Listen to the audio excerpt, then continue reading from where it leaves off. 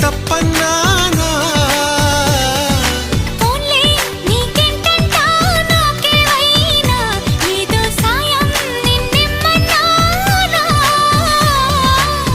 వలపంటే నిప్పు లాంటిది కలకాలం దాచలేనిది సలహా విని ఒప్పుకోవే ఇకనైనా